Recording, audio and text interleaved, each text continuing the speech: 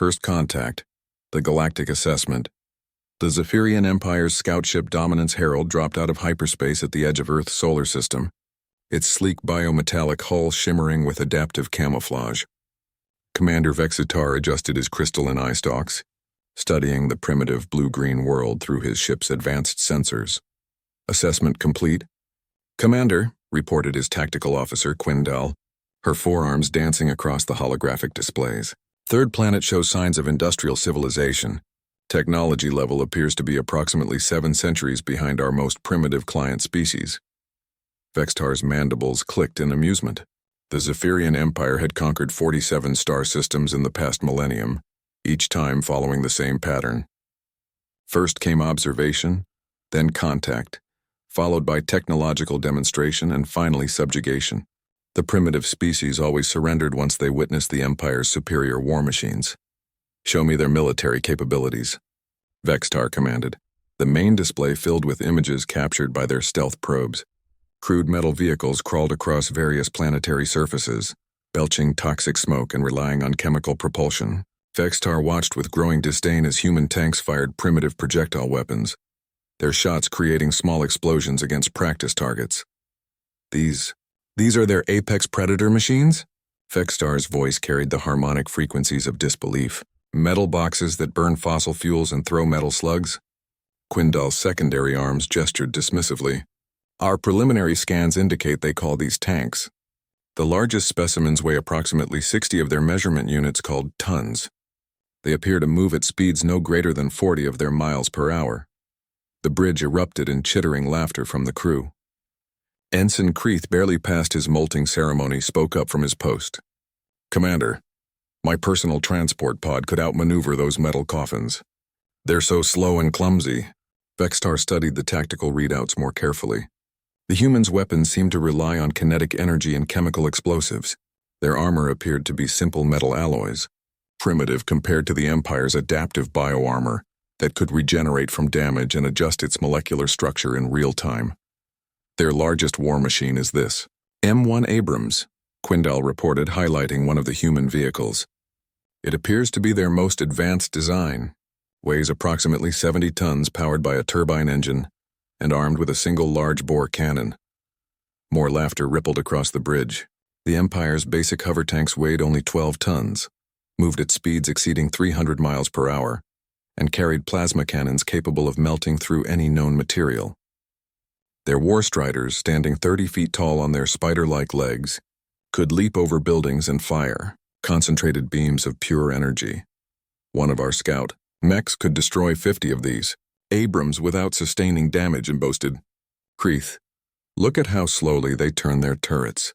Our targeting systems would eliminate them before their primitive sensors even detected our presence." Vextar nodded approvingly. The Empire's doctrine was simple.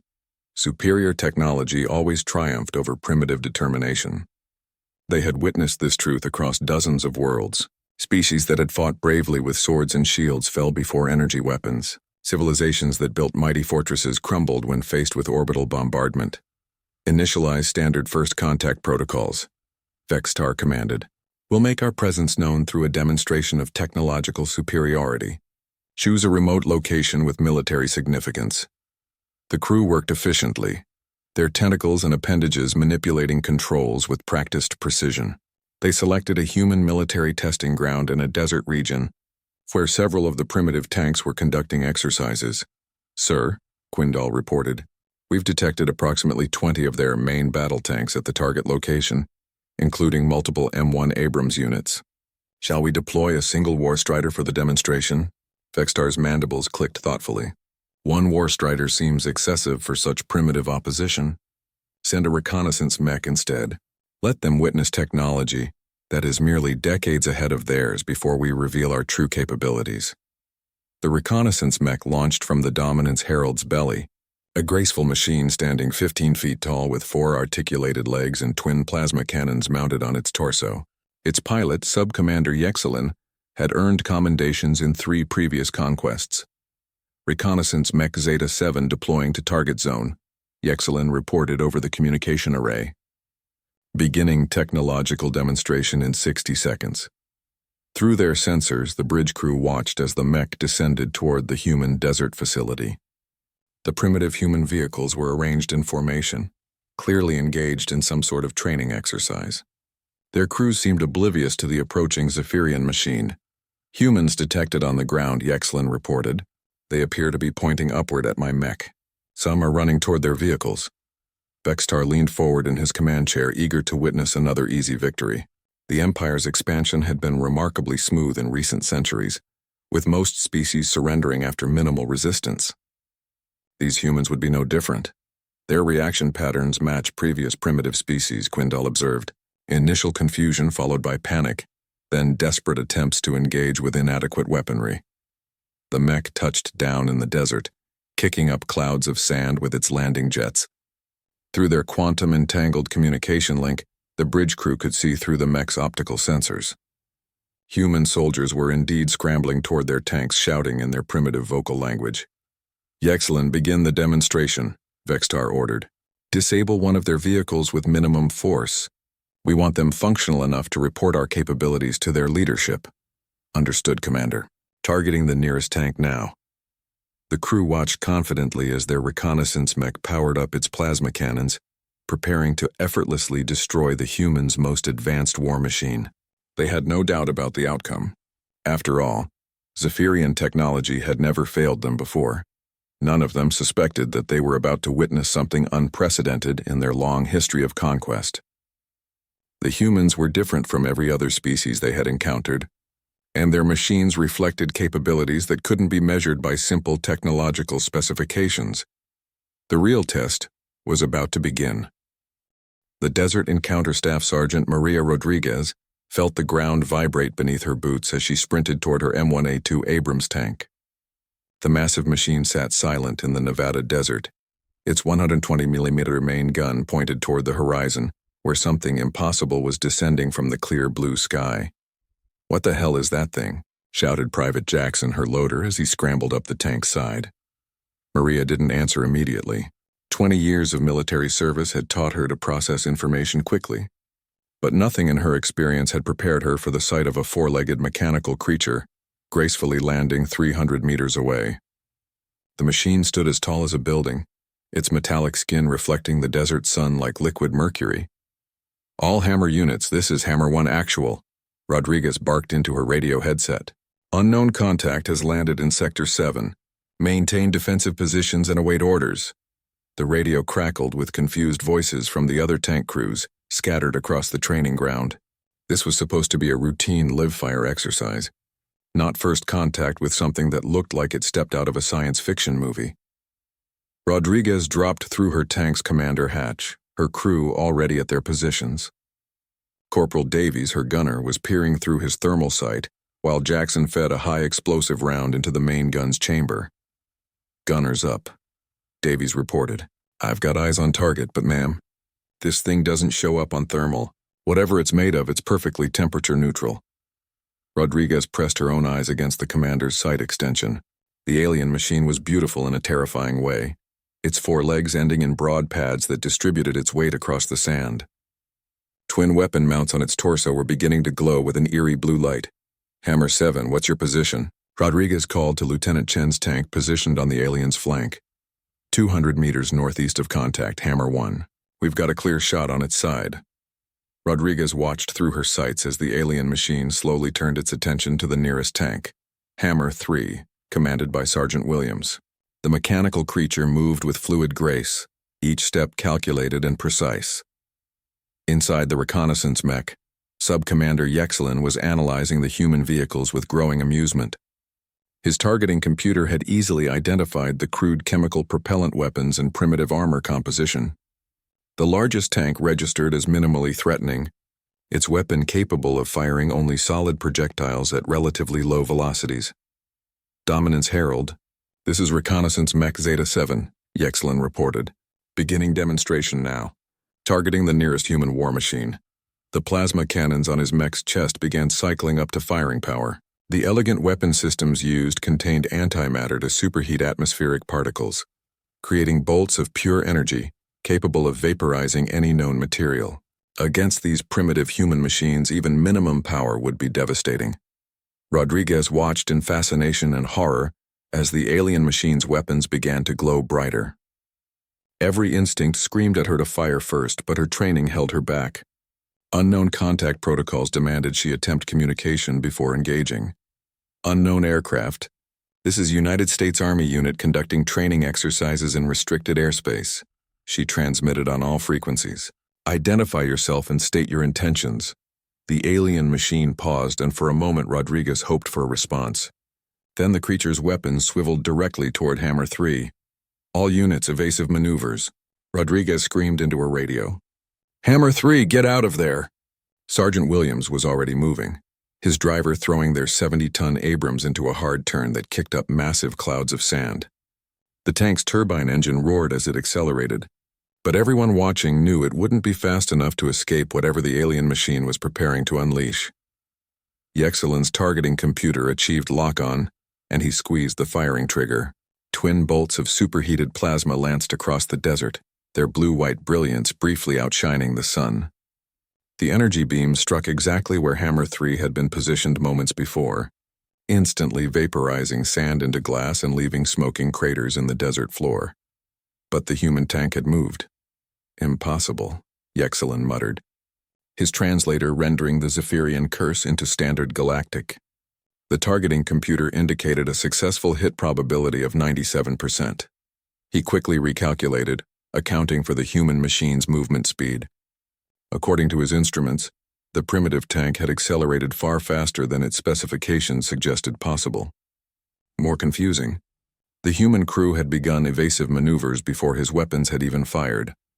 Rodriguez felt a mixture of terror and fierce pride as she watched Williams's tank successfully dodge the alien attack. The energy weapons had missed by mere meters, close enough that the heat had scorched their tank's paint. Hammer 3, report, she called, still breathing. Hammer 1. Williams' voice came back shaky but determined. Whatever that thing shot at us just turned 20 tons of sand into glass. Rodriguez made a split-second decision that would change everything. All Hammer units, weapons free. Engage the hostile! 7 M1 Abrams tanks opened fire simultaneously. The desert erupted in thunder as 120mm cannons launched their deadly cargo toward the alien machine. High-explosive anti-tank rounds, depleted uranium penetrators, and white phosphorus shells converged on the target in a devastating barrage. Yexelin watched in shock as multiple projectile weapons fired at his mech. His defensive systems barely had time to react before the first rounds impacted his machine's torso. The primitive kinetic weapons struck with far more force than his computers had predicted, actually staggering his mech backward. Warning, armor breach detected, his mech's computer announced. Hull integrity at 87%, impossible. These were primitive slug throwers firing simple metal projectiles. His mech's bioadaptive armor should have absorbed the impacts without difficulty. Yet multiple warning lights were flashing on his control panel. Another volley of human fire struck his position, and this time Yexelin felt his mech rock violently. The humans were firing with incredible accuracy, concentrating their shots on his machine's joints and weapon systems with tactical precision that suggested extensive combat experience. Dominance Herald. This is Zeta 7, Yexelin reported urgently. Human weapons are more effective than anticipated. Requesting immediate support. On the bridge of the Dominance Herald, Commander Vextar stared at his displays in bewilderment. His reconnaissance mech was taking damage from primitive kinetic weapons, something that should have been impossible. Quindal, verify our intelligence on human military capabilities, he ordered. Sir, all data confirms these are primitive chemical propellant weapons. They should be incapable of penetrating our armor systems. Below in the desert, Rodriguez was coordinating her tanks with the skill of a veteran commander. Hammer 7, flank right! Hammer 4, target its legs. Keep moving and keep firing. The alien machine was fighting back, its plasma weapons creating massive explosions wherever they struck. But the human tank crews were proving far more difficult to hit than expected. Using terrain features and smoke screens with tactical brilliance, Yexelin found himself engaged in the first real fight of his career, and to his growing alarm, he was losing. The human factor. The battle raged across the Nevada desert as Staff Sergeant Rodriguez coordinated her tank platoon with deadly precision. Her M1 Abrams fired another 120mm round. the depleted uranium penetrator striking the alien machine's right rear leg and causing it to stumble. Sparks cascaded from damaged servos as the creature struggled to maintain balance. Target's mobility is compromised, Davies shouted from the gunner's position. I'm seeing fluid leaks from the leg joints.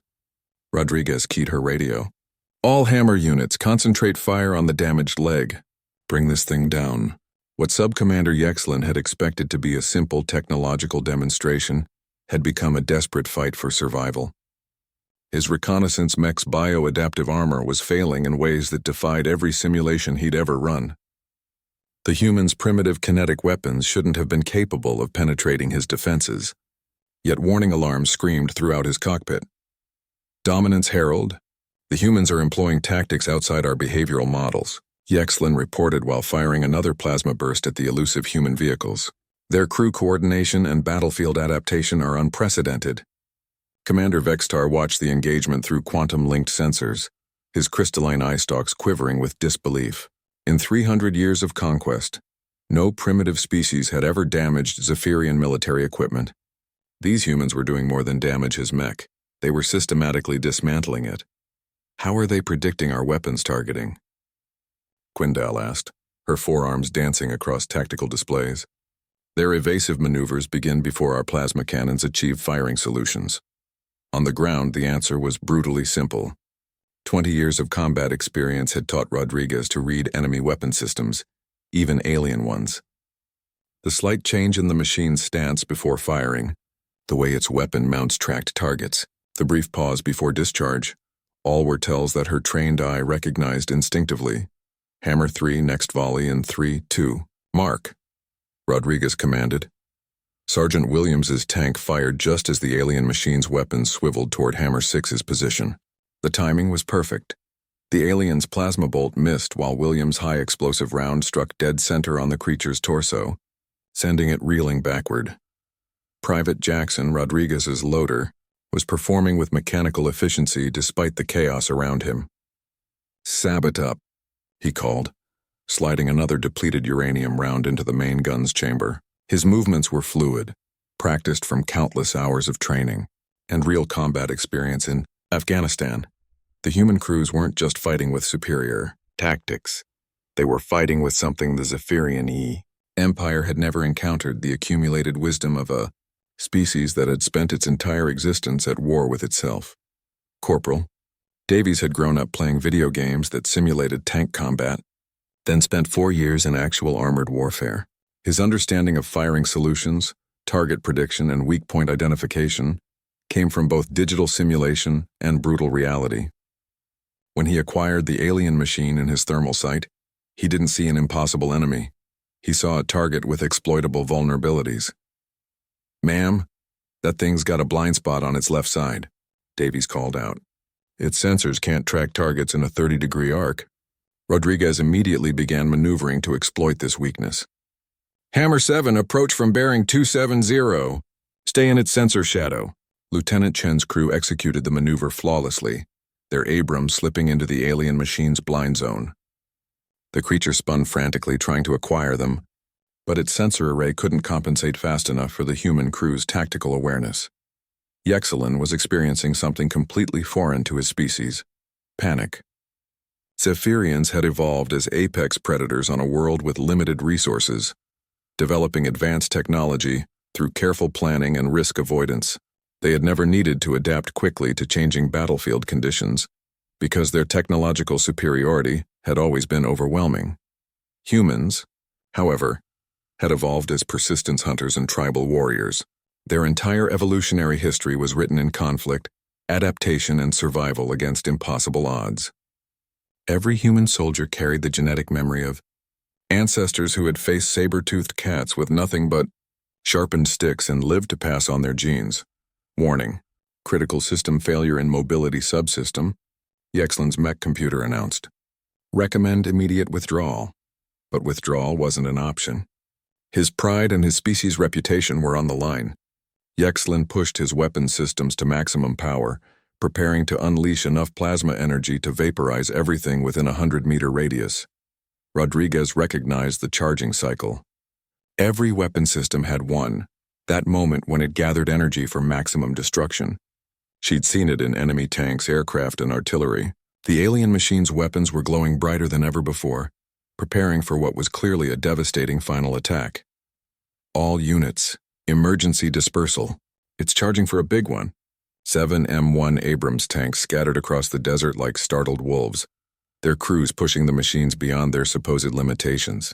Turbine engines screamed as drivers called upon every ounce of their vehicle's power, while commanders calculated firing solutions even while in full retreat.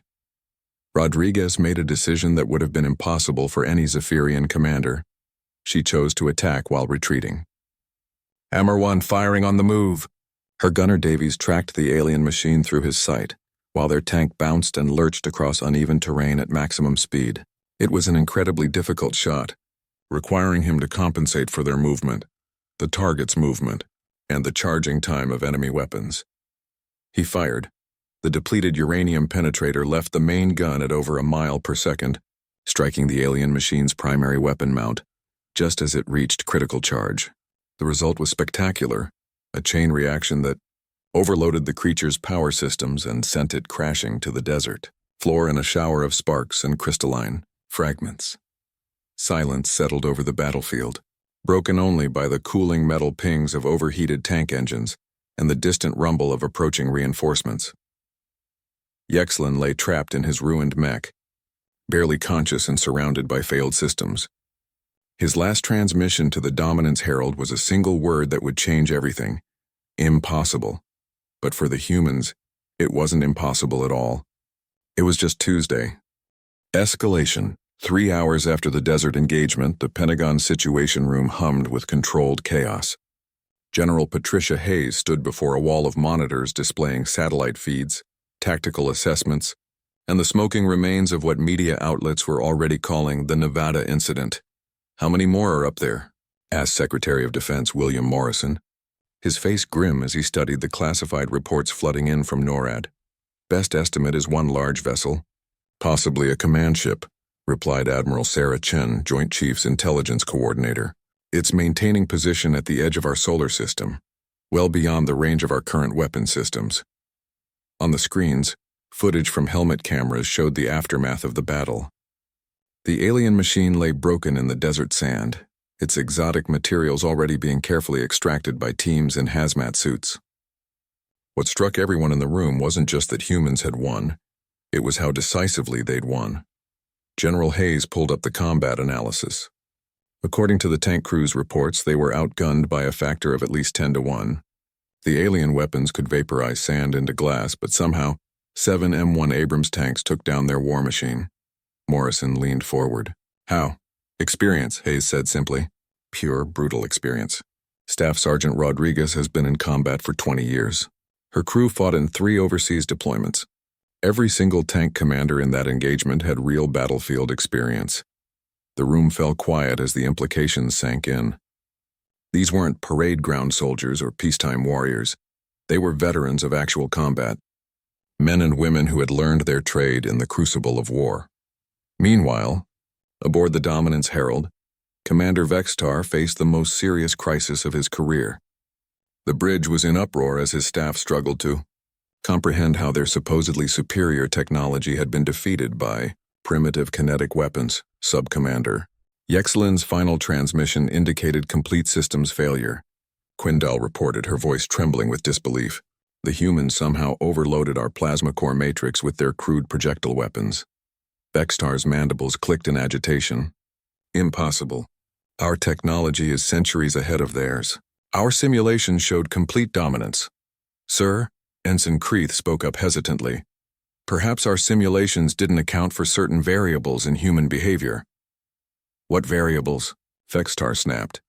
Creeth manipulated the holographic displays, bringing up tactical analysis of the engagement. "The humans displayed coordination patterns unlike any species in our databases.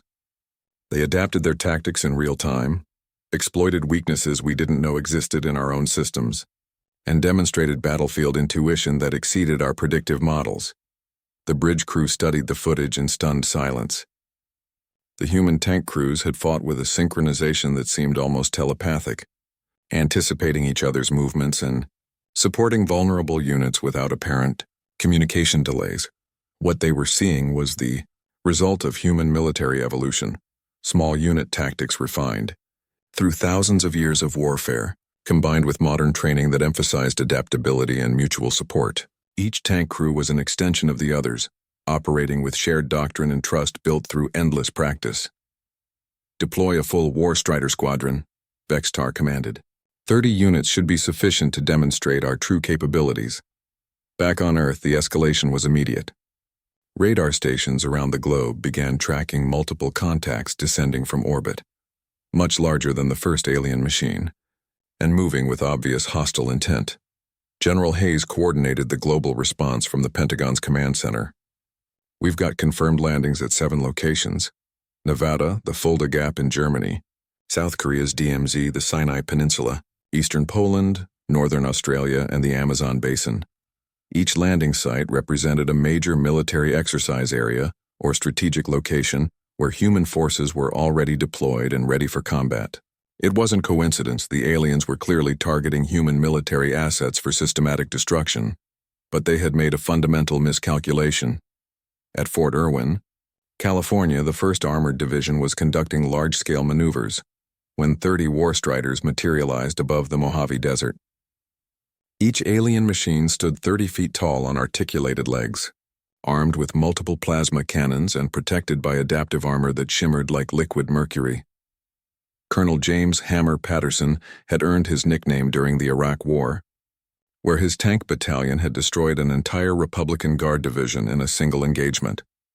Now, at 52, he commanded an entire armored division and possessed something the aliens couldn't possibly understand: institutional knowledge of how to fight impossible odds and win.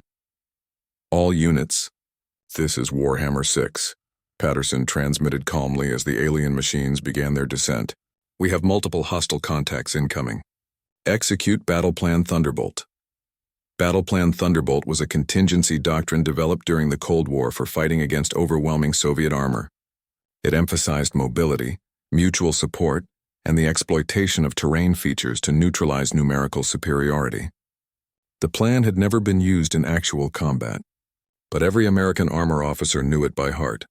200 M1 Abrams tanks spread across the desert in a complex pattern that looked chaotic to casual observation but represented decades of tactical refinement.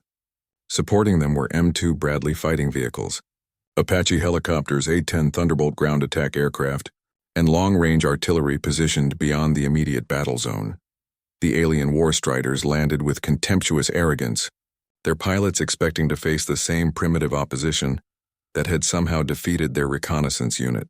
They were preparing to demonstrate the true power of Zephyrian military technology.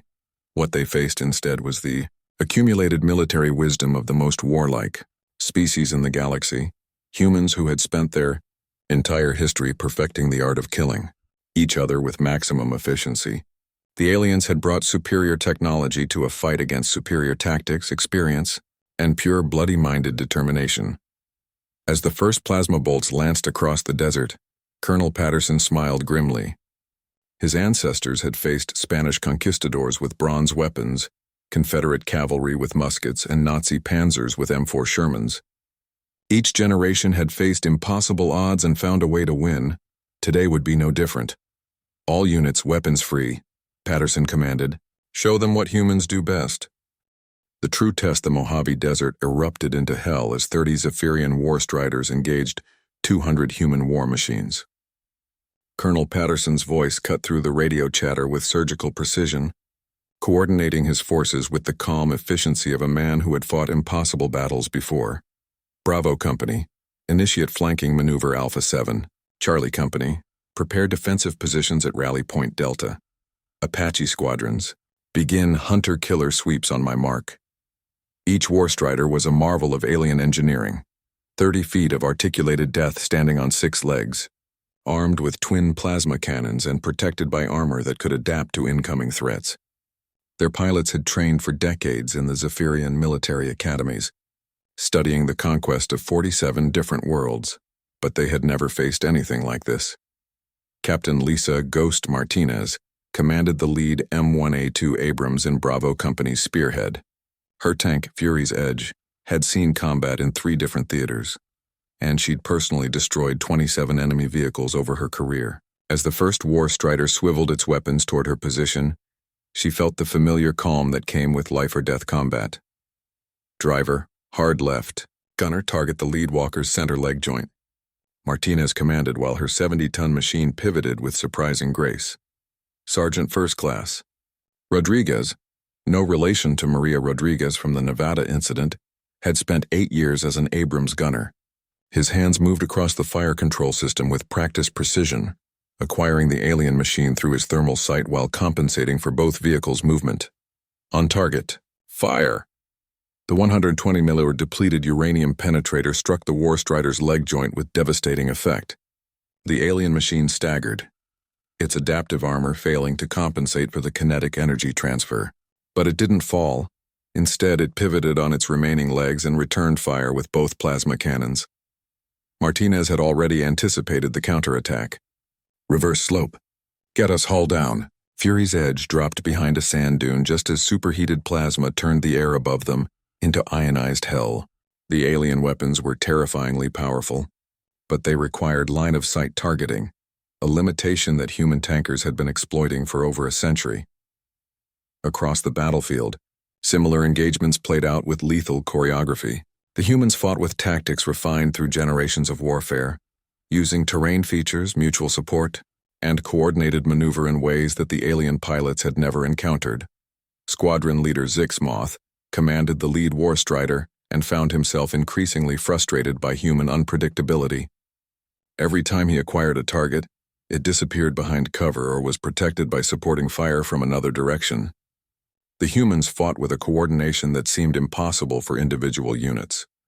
What Zixmoth couldn't understand was that he wasn't fighting individual tanks. He was fighting a doctrine. Every human crew had trained together, fought together, and developed an almost telepathic understanding of their comrades' capabilities and intentions. When Captain Martinez's tank engaged a War Strider, 3 other Abrams automatically moved to support her, creating overlapping fields of fire that trapped the alien machine in a deadly crossfire. "This is impossible," Zixmoth transmitted to his subordinates. "Their primitive machines shouldn't be capable of such coordination." His confusion deepened when human aircraft entered the battle. Apache helicopters appeared from nowhere, skimming the desert floor below his sensors and launching missiles at his unit's flanks. I-10 Thunderbolts dove from the sky, their massive cannons chewing through war. Strider armor with depleted uranium shells, fired at incredible rates. The humans weren't just fighting with superior tactics, they were fighting with an integrated, combined arms doctrine that maximized the effectiveness of each weapon system through mutual support and coordination. Colonel Patterson watched the battle unfold from his mobile command post, a modified M1 tank equipped with advanced communication systems. His experienced eye could read the ebb and flow of combat, identifying opportunities and threats before they fully developed. Apache lead, "I've got 3 walkers bunched up in grid square 77 Alpha, Patterson transmitted.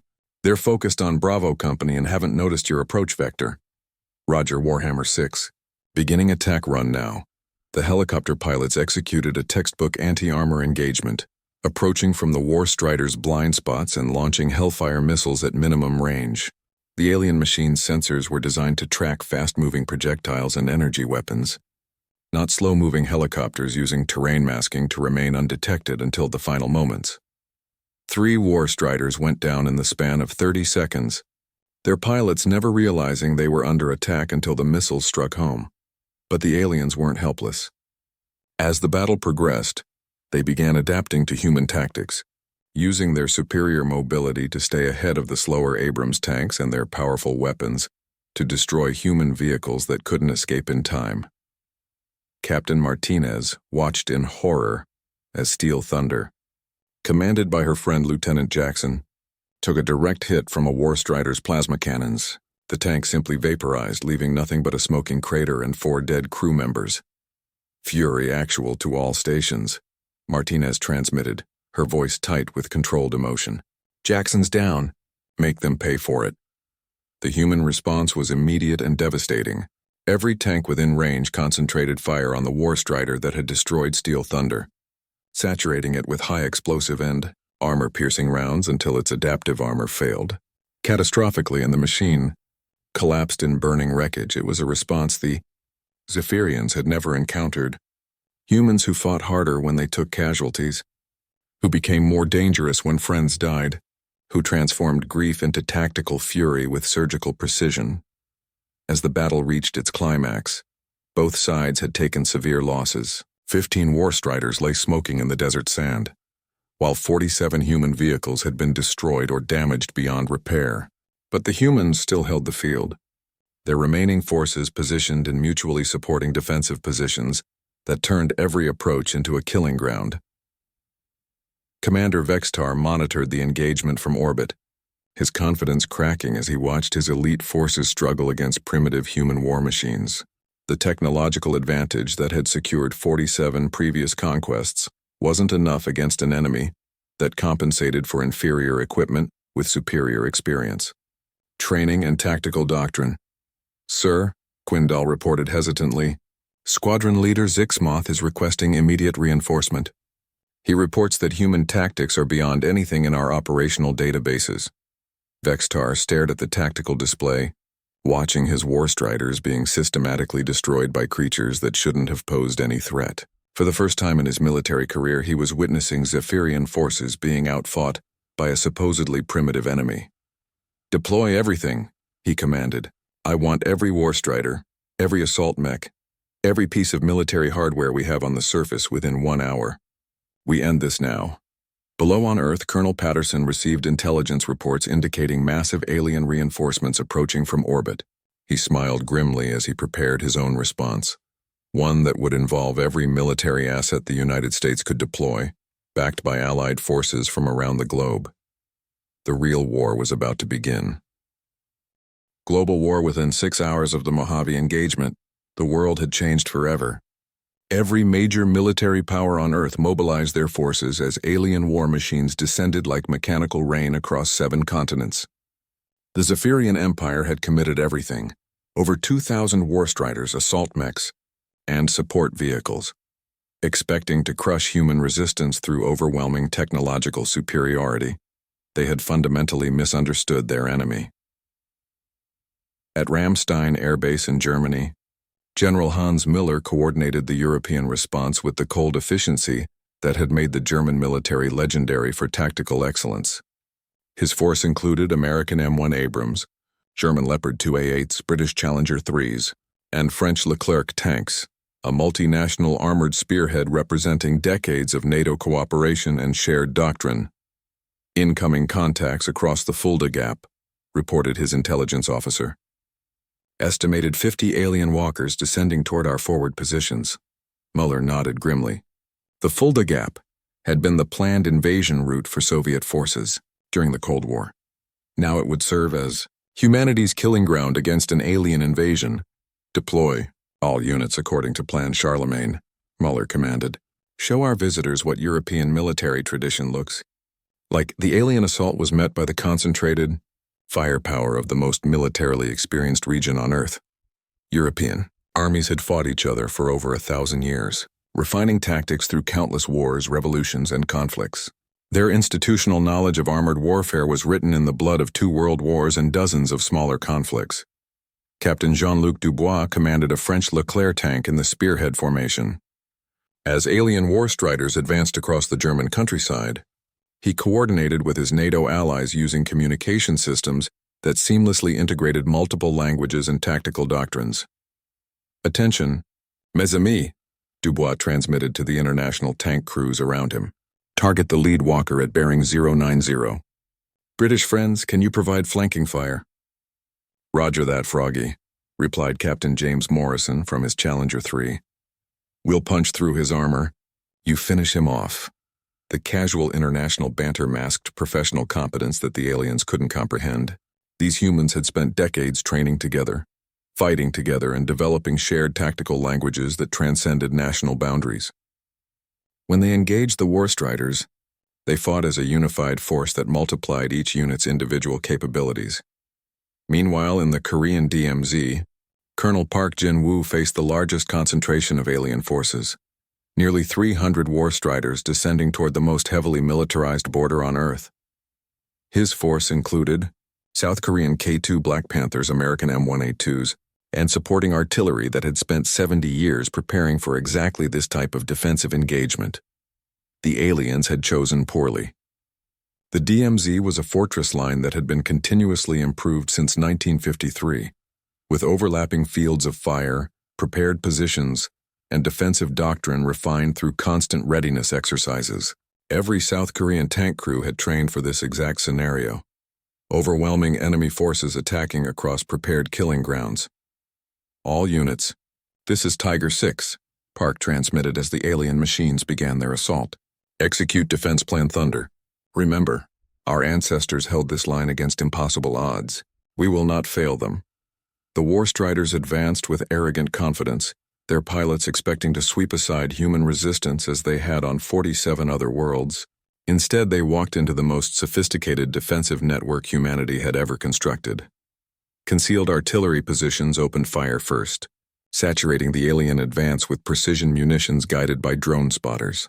As the war striders pressed forward, they encountered tank crews positioned in hull-down positions that maximized their armor protection while allowing clear fields of fire. Captain Kim Min-jun commanded the lead, K-2 Black Panther in the defensive line. His tank's advanced fire control system locked onto an approaching war strider, while his crew worked with mechanical precision honed through endless training exercises. Target acquired, reported his gunner. Fire. The 120mm Korean-manufactured round struck the war strider's center mass, staggering the 30-foot machine. But Kim was already calling for supporting fire from adjacent positions, creating overlapping attacks that prevented the alien machine from recovering. What the Zephyrians encountered in Korea was the ultimate expression of defensive warfare: prepared positions, concentrated firepower, and crews who had spent their entire military careers training for this exact moment. Across the globe, similar battles raged with increasing intensity. In the Sinai Peninsula, Israeli Merkava tanks fought with the desperate skill of a nation that had survived through military excellence. In eastern Poland, NATO forces demonstrated the tactical coordination that had kept peace in Europe for 8 decades. In the Amazon basin, Brazilian forces showed how jungle warfare doctrine could neutralize technological advantages through terrain, exploitation, and guerrilla tactics, but it was in the Australian outback that the aliens received their most shocking lesson in human adaptability. Warrant Officer Jack Crocodile Thompson commanded an Australian M1A1 Abrams in the most isolated engagement of the war. His crew was outnumbered 50-1, facing an entire alien squadron in terrain that offered minimal cover and no possibility of retreat. Any other species would have surrendered immediately. Thompson lit a cigarette and smiled. "Right then, boys," he drawled to his crew. "Looks like we're proper fucked, doesn't it? Good thing we're Australian." For the next 4 hours, Thompson's single tank led 50 war striders on a running battle across hundreds of kilometers of outback, using every trick learned from a lifetime of military service in the world's harshest environments. He exploited terrain features invisible to alien sensors, used dust clouds to mask his movements, and systematically destroyed pursuing war striders through superior gunnery and tactical patience. When reinforcements finally arrived, they found Thompson's tank surrounded by the smoking wrecks of 37 alien machines. His crew was down to their last 3 rounds of ammunition. Their tank was held together with improvised repairs, and Thompson was still smoking the same cigarette. "About bloody time," he said calmly. "Was starting to get interesting out here." Aboard the Dominance Herald, Commander Vexitar watched his invasion force disintegrate with growing horror. Over 1,500 war striders had been destroyed or disabled, while human forces continued to fight with increasing coordination and effectiveness. "This is impossible," he whispered, his mandibles clicking in distress. "No primitive species should possess this level of military capability." "Sir," Quindal reported with trembling voice, "we're receiving surrender demands from the human leadership. They're offering to allow our withdrawal if we cease all hostile actions immediately." Vextar stared at the communication in disbelief. The humans were winning, and they were offering him the chance to surrender. In 3 centuries of conquest, No species had ever been in a position to make such an offer to the Zephyrian Empire. "What are our remaining military assets?" he asked quietly. "Fewer than 200 operational war striders across all theaters," Quindal replied. "Human forces have demonstrated the ability to destroy our equipment faster than we can deploy it." For the first time in his life, Commander Vextar faced the possibility of military defeat. But his species' pride would not allow him to accept surrender from primitive creatures who fought with chemical propellants and metal projectiles. "Prepare the Annihilator Protocol," he commanded. "If we cannot conquer these humans through conventional means, we will demonstrate what happens when a primitive species refuses Zephyrian dominance." The Annihilator Protocol was the Empire's final option. Orbital bombardment using planet-cracking weapons that could reduce entire continents to molten slag. It was considered a last resort because it destroyed potential colonial resources. But Vextar's pride now outweighed practical considerations. On Earth, satellite arrays detected the alien mothership, powering up weapon systems of unprecedented magnitude. The message was clear: submit or face extinction. The human response was immediate and defiant. Every nuclear power on Earth began launching their strategic arsenals, not at each other, but at the single target that threatened all of humanity. The final phase of the war was about to begin. Why humans survive? The launch was simultaneous across 7 time zones. American Minuteman IIIs roared from their silos in Montana and North Dakota. Russian Topol-M missiles erupted from mobile launchers across Siberia. British Trident missiles emerged from submarines beneath the North Atlantic. Chinese DF-41s lifted off from hidden bases in the Gobi Desert. French, Indian, Pakistani, and Israeli nuclear arsenals all contributed to humanity's final desperate gambit. Over 400 intercontinental ballistic missiles climbed toward space, carrying not the seeds of mutual destruction, but unified hope for species survival. Commander Vextar watched the launches with dismissive amusement. "Primitive nuclear weapons," he scoffed to his bridge crew. "Their most destructive weapons are barely capable of damaging our outer hull plating." He was technically correct. The Dominance Herald was protected by defensive systems that could absorb nuclear detonations without significant damage. What Vextar failed to understand was that humans hadn't survived to dominate their planet through technical superiority. They had survived through adaptability, determination, and the absolute refusal to accept defeat. The nuclear missiles weren't aimed at the alien ship itself. They were aimed at empty space surrounding it, timed to detonate in a precise pattern that would create something unprecedented in galactic warfare: an artificial electromagnetic pulse field strong enough to disrupt the most advanced technology in known space. Dr. Sarah Chen, the physicist who had designed the pulse field equations in just 18 hours, watched from NORAD as her theoretical calculations became reality. 400 nuclear warheads detonated in perfect synchronization, creating a cascade of electromagnetic interference that washed over the alien mothership like an electronic tsunami. The effect was immediate and catastrophic. The Dominance Herald's sophisticated systems, designed to interface seamlessly with quantum-level processors, suddenly faced interference patterns that existed nowhere in nature. Control systems crashed, weapons arrays went offline, and life support began fluctuating as the ship's biotechnological components struggled to adapt to electromagnetic chaos. "All systems failing," Quindal reported in panic. "The electromagnetic interference is beyond anything in our defensive protocols." Vextar stared in shock as his mighty warship began shutting down around him. The humans had weaponized their own primitive technology, turning nuclear missiles into components of a more sophisticated attack than anything in the Zephyrian military database. But the real lesson was yet to come. As the Dominance Herald drifted helplessly with failing systems, escape pods began launching from its hull. Zephyrian crew members abandoned ship in small craft designed to reach planetary surfaces safely, expecting to find sanctuary until rescue arrived. What they found instead was something that would haunt Zephyrian military planners for generations to come. Sub-Commander Yexelin, survivor of the original Nevada engagement, landed his escape pod in a wheat field in Kansas. As he struggled from the wreckage of his craft, expecting to encounter primitive human authorities who would treat him as a prisoner of war, he instead found himself surrounded by farmers. Tom Jackson owned 3,000 acres of wheat and had served 2 tours in Vietnam as a Marine. When an alien escape pod crashed in his field, he grabbed his hunting rifle and drove out to investigate, not as a soldier, but as a citizen protecting his property. "Well, I'll be damned," Jackson muttered as the alien creature emerged from smoking wreckage. "You're one ugly son of a bitch, aren't you?" Yexlin activated his translation device, preparing to demand treatment according to galactic conventions of warfare. Instead, he found himself facing something that didn't exist anywhere else in the galaxy: an armed civilian population. Jackson wasn't military, wasn't government, wasn't official anything. He was just an American farmer who owned guns and didn't much like uninvited visitors. When Yexlin tried to explain his rights as a captured military officer, Jackson just shrugged. "Don't much care about your rights, alien boy. You and your friends tried to kill Americans. That makes you my problem now." What Yexlin discovered, to his growing horror, was that Earth was populated by millions of Tom Jacksons. Ordinary citizens who owned military-grade weapons, possessed combat experience, and maintained the aggressive independence that had characterized their species for millennia.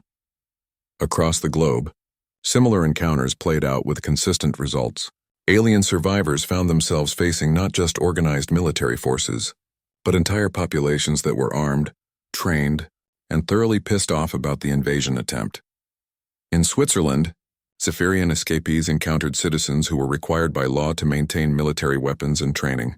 In Texas, they met ranchers who could shoot accurately at ranges that exceeded military specifications.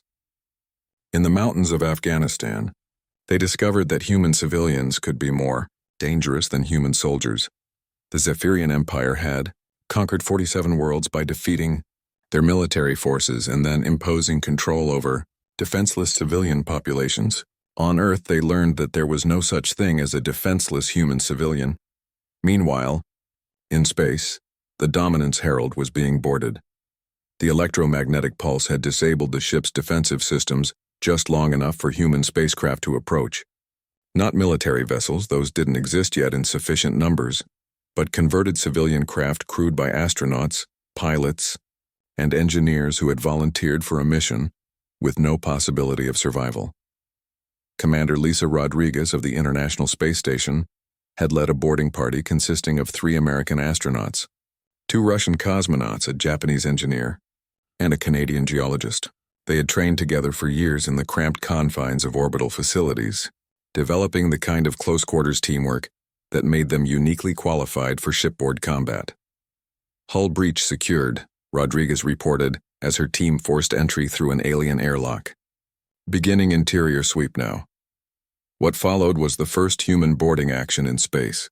7 people with improvised weapons fighting their way through corridors designed for creatures twice their size, using zero-gravity combat techniques that they invented on the spot. The Zephyrian crew, trained for fleet actions and planetary bombardment, had no doctrine for shipboard fighting. They fell back in confusion as humans advanced through their ship with the methodical precision of an assault team, securing critical systems and taking prisoners with ruthless efficiency. Within 2 hours, the Dominance Herald was under human control. Commander Vextar, now a prisoner aboard his own ship, faced something that had never happened in Zephyrian history: total military defeat by a supposedly primitive species. As he sat in improvised restraints, surrounded by human guards who treated him with casual professionalism rather than fear or awe, he finally began to understand what made these creatures different. "Your technology is inferior," he said to Commander Rodriguez in accented English. "Your weapons are primitive. Your tactics are unsophisticated. How did you defeat us?" Rodriguez looked at the alien commander with tired eyes that had seen too much combat and too many friends die. Her answer was simple and devastating. "Because we've been fighting longer than you've been civilized," she said quietly. "You learned how to build better weapons. We learned how to win wars. There's a difference." The truth was written in human history.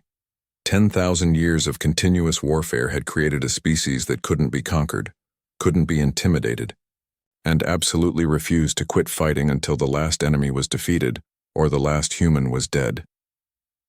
The Zephyrian Empire had encountered something unprecedented in galactic history: a species that was more dangerous when losing than when winning, that fought harder when outnumbered, and that considered extinction preferable to surrender.